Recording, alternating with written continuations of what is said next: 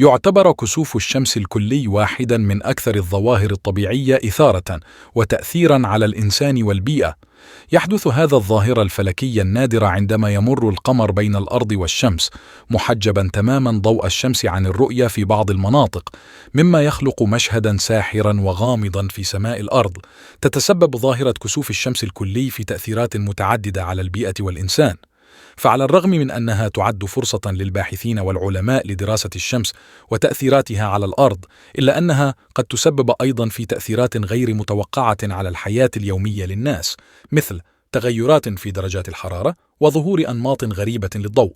بالإضافة إلى ذلك، فإن كسوف الشمس الكلي يمثل فرصة فريدة للتأمل والإلهام للبشر. فمشاهدة هذا الحدث الطبيعي الساحر يثير الدهشة والإعجاب، مما يدفع الناس إلى التفكير في عظمة الكون وتعقيداته. بالنظر إلى هذه الجوانب المتعددة، يظل كسوف الشمس الكلي حدثاً مميزاً يستحق الاهتمام والدراسة، ويثير الفضول والتأمل